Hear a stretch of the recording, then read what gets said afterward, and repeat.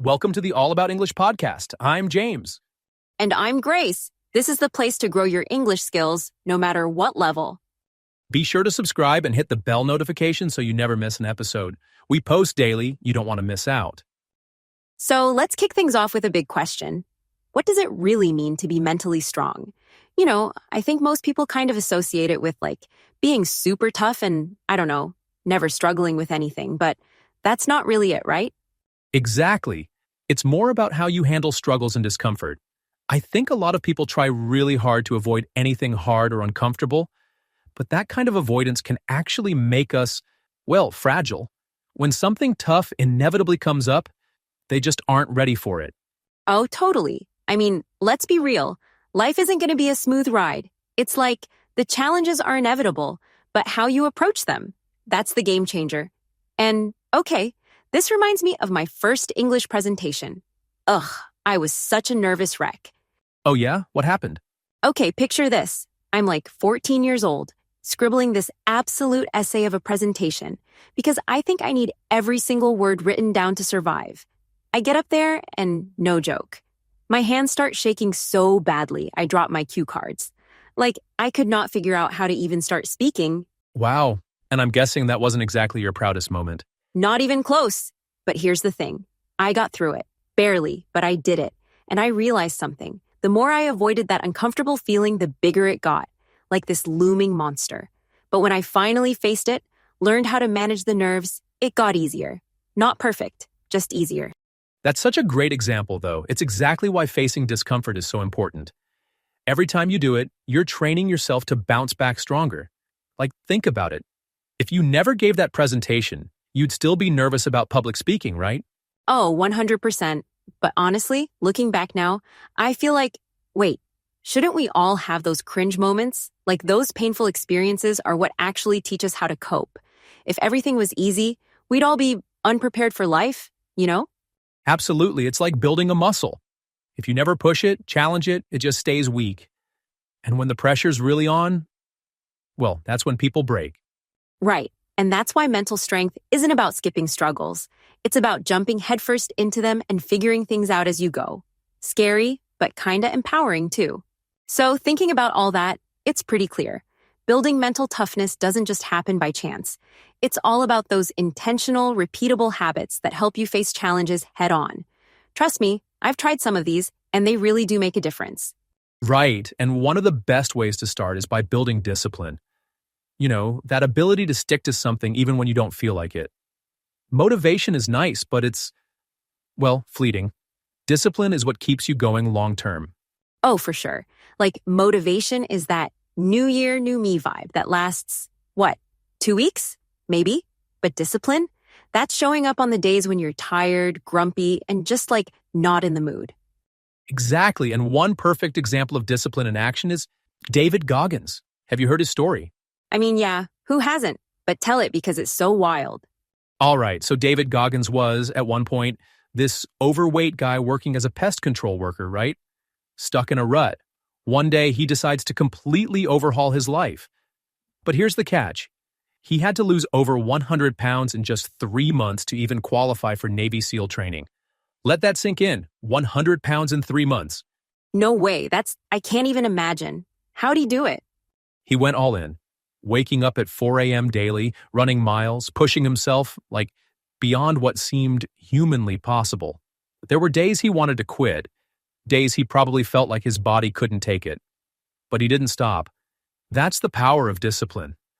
Fast forward a bit, and now he's one of the toughest endurance athletes in the world, breaking records left and right. What? That's insane.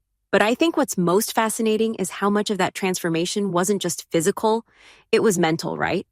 Exactly.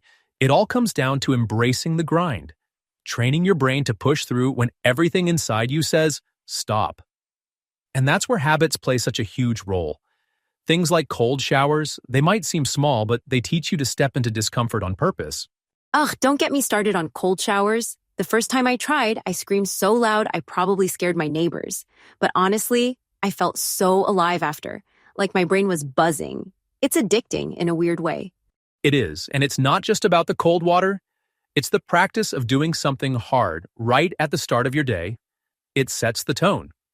Then there's exercise, which connects your body and mind. A strong body supports a strong mind. And prayer and meditation, I used to think it was just for like super calm Zen types, but nope. It's such a game changer for focus and just mental clarity, you know? Totally. And these habits might seem simple, but they're powerful because they train you to be consistent, to keep showing up. And when you combine that with discipline, you're creating resilience. It's transformative. For sure. So it's not about waiting until you feel ready. It's about doing the work, one small habit at a time.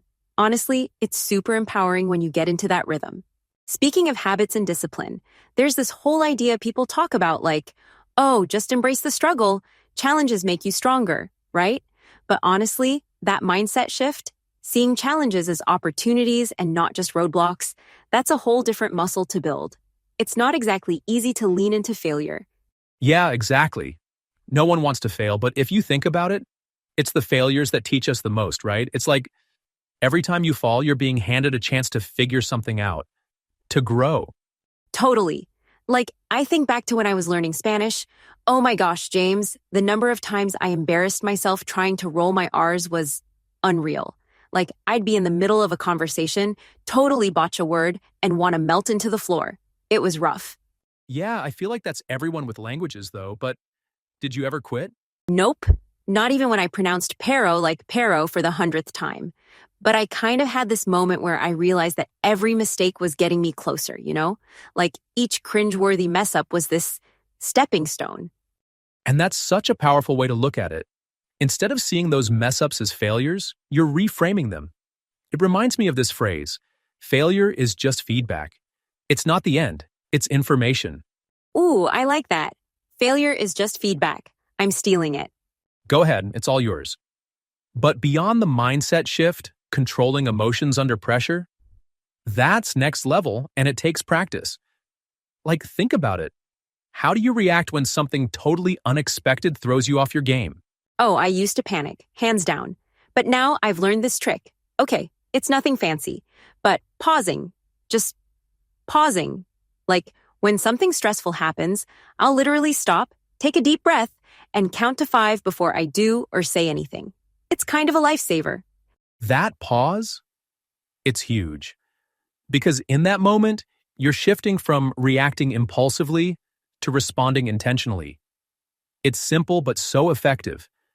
And it's like one of the main things mentally strong people do. They control what they can, starting with their emotions. For sure. I'll tell you though, it's not just about pausing. I've had to really work on staying adaptable. Like, okay, let's go back to my Spanish learning saga. There were times when I'd think, why is this so hard for me? But instead of shutting down, I'd try a new approach. Exactly. Being flexible is key. When you hit a wall, you don't stop, you pivot. And that adaptability, it's a skill you can build, just like anything else. Honestly, I think there's something really empowering about knowing that even when things don't go your way, you can adjust and keep moving forward. I love that. It's like building a toolkit, right? Pause, breathe, adapt. The more you practice it, the more natural it becomes. And the next time something derails you, it's like, okay, I've got this. Let's figure it out. Speaking of challenges and adapting, how about we tackle something fun but useful? Let's do a quick vocab recap. 10 big words that sound tough. But don't worry, we'll keep it simple and painless. Ready? Let's do it. I'll start. Okay, first word, resilience. This is all about bouncing back when life knocks you down. It's like when you fall off a bike, get up and keep riding. Ooh, resilience is such a good one. And speaking of bouncing back, next up, discipline. That's sticking to your goals even when you really, really want to quit. Yeah, exactly. Like going to the gym when you're sore and just want to binge watch TV instead. So painful, but so important. Third word, grit. Similar to discipline, but with an extra dose of persistence, even if it feels like you're moving through mud. Yep, gotta love grit. It's what keeps you going when everything's like screaming at you to stop.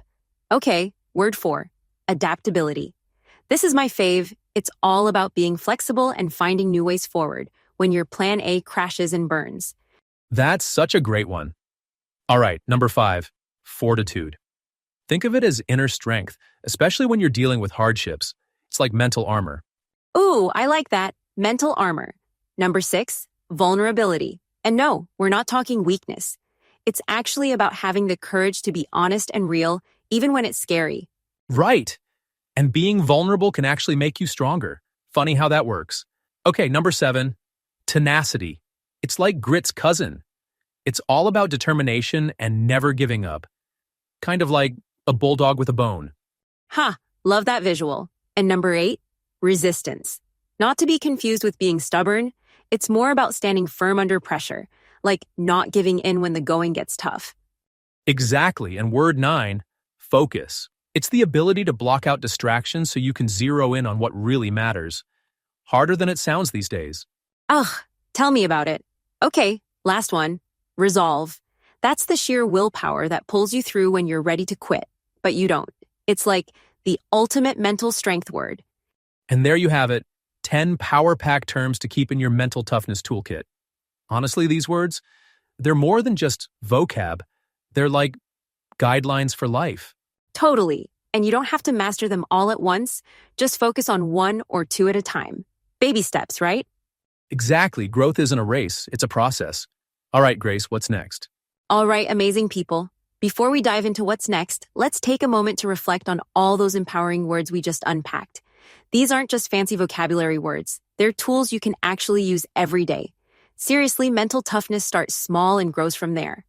Yeah, like if you've been nodding along, feeling inspired, or even if you're still skeptical about cold showers, Oh, come on, James. Let's not start the cold shower debate again. fair enough. But seriously, if anything resonated with you today, hit that subscribe button. It's the easiest, consistent action you can take toward your own growth. Exactly. Plus, subscribing means you'll never miss an episode. And trust me, we've got some insane topics lined up. You don't want to miss out. And here's where you can help us too.